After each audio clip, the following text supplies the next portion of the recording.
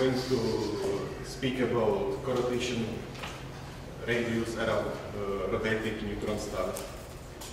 So why we are interested in the corrotation radius? This is the corrotation radius is positioned in the exterior of the neutron star or black hole, where the angular velocity of the test particle is same as the angular velocity of the surface of the star. And this corrotation radius, it has important consequences for the spin up or for the spin down of the star accreting matter from its binary companion, because this position is separating the accretion disk into two different parts. The inner part of the disk, it rotates with higher frequency than the star. The outer part rotates with a lower frequency than the star. And due to the coupling between magnetic field of the star and the disk, it can lead to the fact that the inner part of the disk is spinning the star up, while the outer part is slowing it down.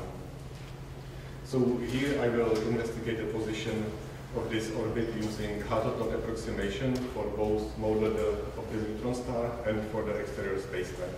So I will investigate the Hartle-Storm approach describes the star using the so-called slowly rotating approximation. This means that the angular velocity of the star is much smaller than the mass shedding limit that is corresponding to the situation when the angular velocity of the star is such that the particle sitting at the surface of the star in the equatorial plane rotates with the angular velocity of the test particle at the pole position.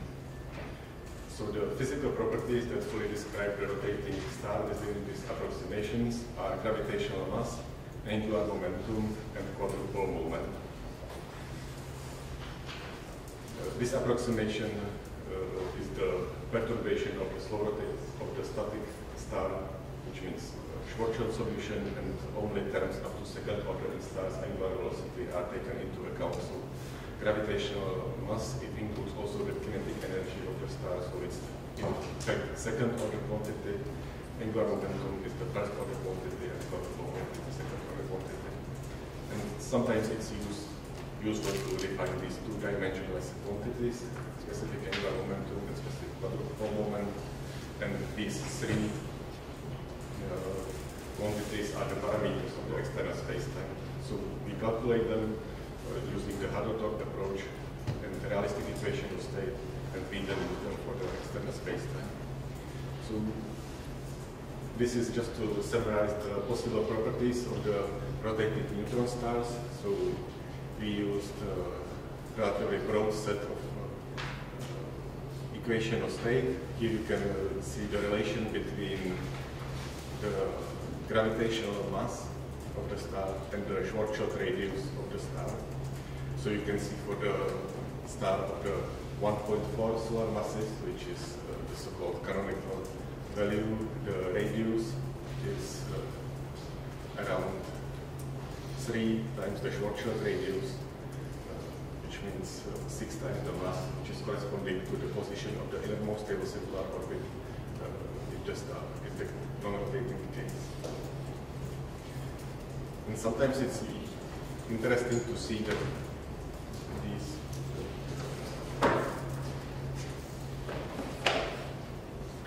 there exist the so-called universal relations between the parameters of the neutron star, and one of them is the dimensionless moment of inertia factor and the compactness, which is shown here. So you can see that the neutron star equation of state are giving almost universal relation, while this is for strange stars, which is different.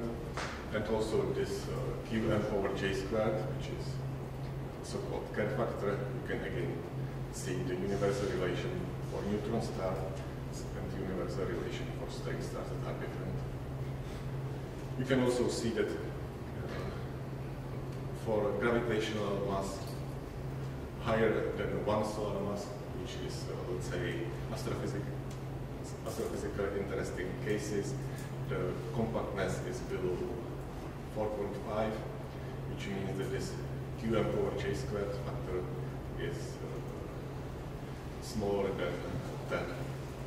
the value 1 corresponds to the Kerr value, which means that the external space-time will be the one of the Kerr, but if the Kerr space-time is expanded up to second order in a specific angular momentum.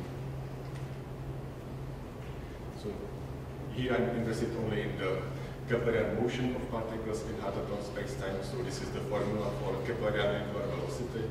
So you can see at the beginning there is this Schwarzschild, or in fact even Newtonian term, and there is this perturbation where these functions F1 and F2 are given by these formulas. So you can see that this is the leading term, and there are the perturbation terms. And so now I'm coming to motivation. So there are two things that are known about the orbital motion in Hartleton space-time. One of them is on this picture. This is the rotational frequency of the particle in the innermost stable circular orbit, and you can see that it is strongly affected by specific angular momentum J, by the star's rotation, and also this Q factor, this is the Qm over J squared, plays a very important role. So this top line, which is red, it corresponds to the Kerr value. The green one corresponds to the value where the Qm over J squared equals to 1, which is corresponding to the Kerr if it's when put to up to second order in specific angular momentum. And then these are different numbers up to the value of 10, which is, let's say, limit of the astrophysical interest. And this dashed line corresponds to the linear perturbation. So it's just Schwarzschild plus some linear correction. And this is another picture which is taken from the paper by Baker, Tonick, and Hensel from 2010. And this is showing the difference between frequency of the particle at given orbit if it's calculated in different approaches. So the approach which is used here, this is on this picture depicted by AAKT. Here is the slow rotation, and this is the Schwarzschild. And you can see these are compared with the exact values calculated using Lorentz code. But the important things from us here is the difference between AAKT and Schwarzschild, which is less than 4%, which is much smaller than what we can see here. And so the question was whether if we look at this rotation radius, whether we will see that the effect coming from the rotation of the star is negligible, or if it's important as here. So as I said already, the model of the star is calculated and is spin up to the mass shedding limit, and the number of particles, or the so-called rest mass or baryonic mass, is conserved during the spin up. The rotation radius is calculated, and I have used AER equation of states and different values for baryonic mass, and also I have then used one baryonic mass and two equation of state to see the difference. So these are the results for AER equation of state. So here we can see the position of the corrotation radius, which are these lines coming from the infinity, because if the star is not rotating, then the corrotation radius is at the infinity, and as it is spin up, the radius is approaching the star. There are 3 lines that are coming from this point.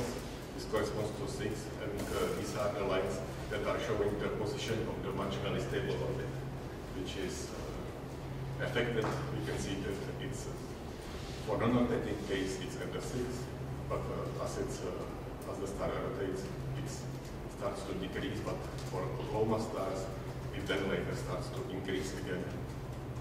In the case of more massive stars, it remains decreasing. The other lines, which is this one, and this one, are corresponding to the surface of the star, and this is the equatorial radius of the star.